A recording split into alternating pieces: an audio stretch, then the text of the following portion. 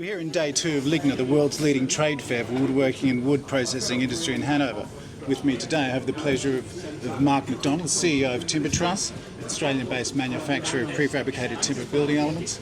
We have Ola Lindh, Managing Director of Randek International, and also Jason Reints, Australian Managing Director of Randek too. So welcome and thanks for being part of this interview.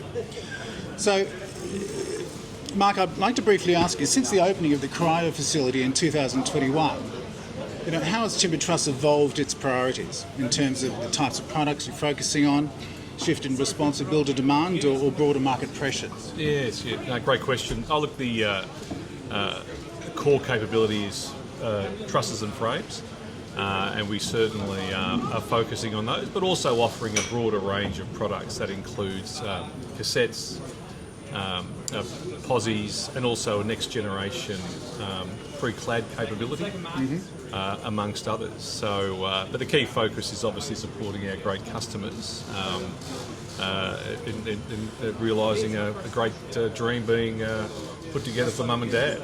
So, in many respects, the original, if you like, plan you started out with, that has evolved over the last few years or so. Is that fair? Oh, definitely. Yeah. The plan's gone really well. With the support of great suppliers, amongst those include Ola and the Randek team. They've been outstanding for us. Very good.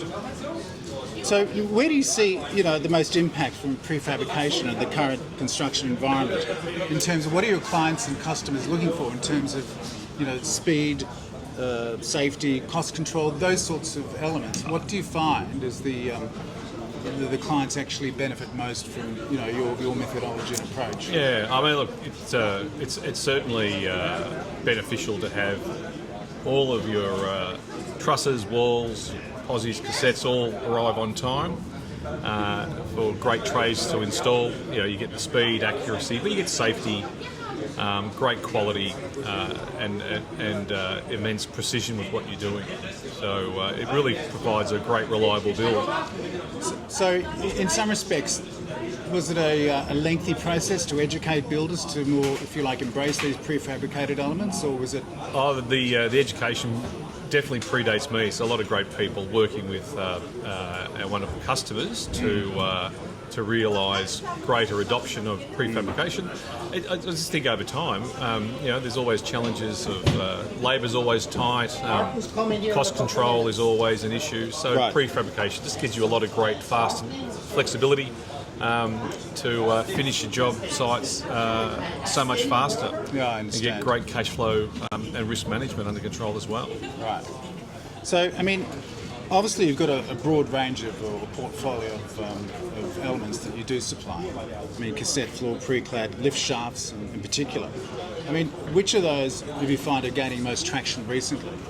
Look, they always spring around with demand, always varies, but you do find a lift shaft project would be quite a defined activity, would take quite a while to work with our customers to design and work through that project.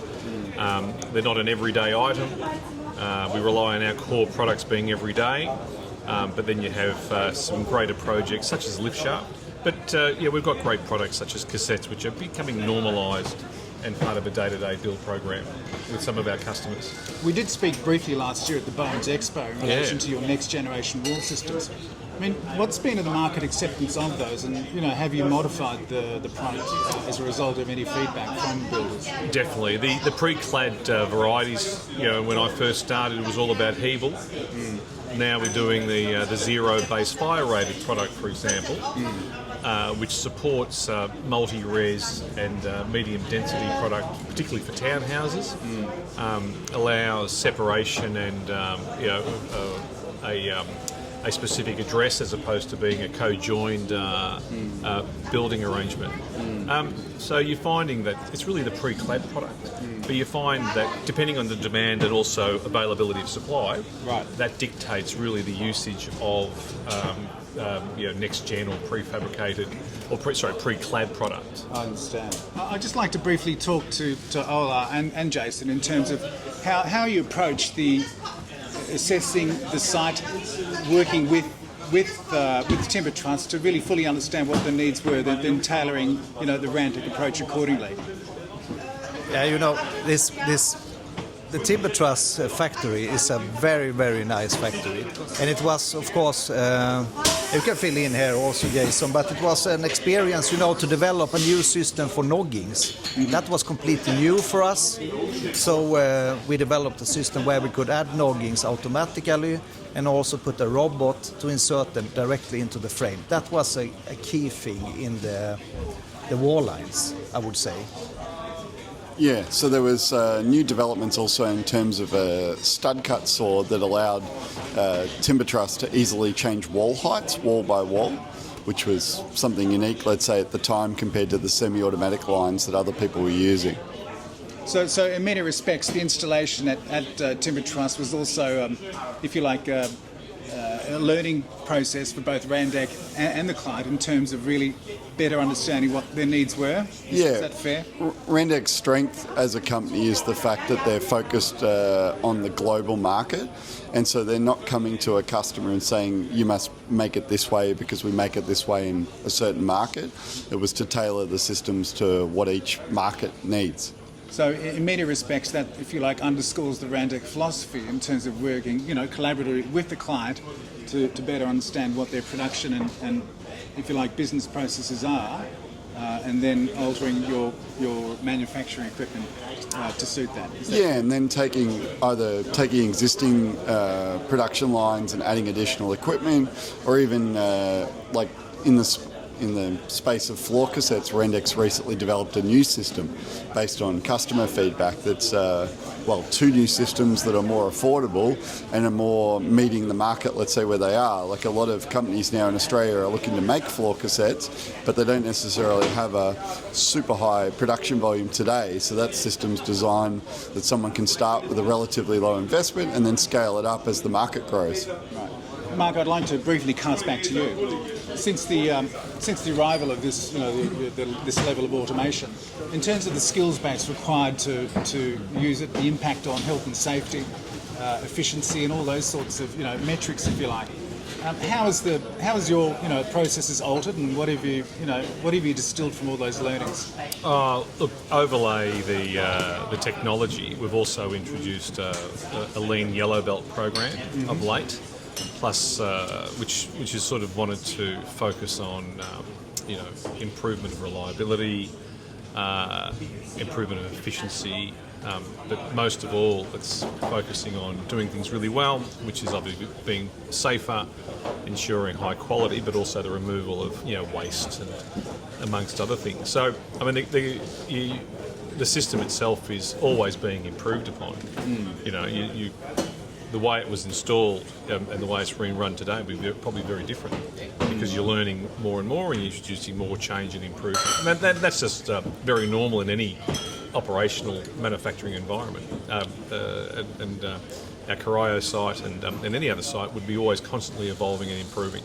I suppose one of the more sort of final questions here, are there any new systems or materials in partnership to the point where Timbertruss is heading next, do you think? I mean, without revealing any, how do you say, market knowledge? I wouldn't tell you, but look, I think we're constantly thinking on how we can support our customers with greater capacity, but also getting more and more out of our existing facilities to improve our efficiencies, material utilisation, for example, waste reduction, are all constant focuses. But very exciting around just wanting to really ensure we've got a great product that really supports our customers. But focusing very much on improvement and that culture around supporting our team and developing our team to really run the facility really, really safely and well.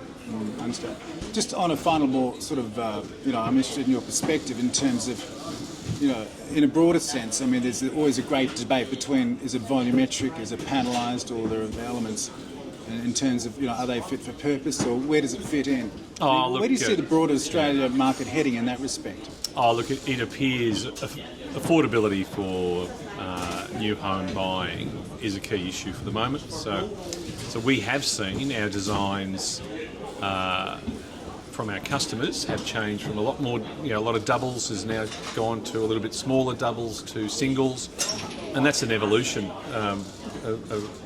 that will be linked to, say interest rates or the cost of building, for example, amongst others. So, but a timber truss is geared, and the whole Australian market, they're geared to support detached homes or medium density or multi-res. So, the equipment we've got can actually do everything. So you can support all market channels and meet all customer needs. So I think, just to, conclude it, part of the industrialised manufacturing process with Randek is the fact that the equipment has proven to be flexible and can alter and shift with market trends as you see them. Is that fair? Oh, absolutely, absolutely. And Jason's just highlighting with customer feedback, there's constant evolution of equipment and technology, and that's the point, is being abreast of a la why we're here at this fantastic exhibition here in Germany to understand the latest technology. And Ola and the team are always thinking broadly, and they've revealed a very good new I'm sorry, Ola, if I don't get the terminology correct, but a new automated door and window opening system, and that'll prove extremely attractive to the prefabricated industry, because there's currently a manual activity that will certainly address a lot of safety issues and other manual handling risks. Mark, thanks so much for finding the time thank you. today to speak with us. It's been a pleasure, and enjoy the rest of your stay. Thank you.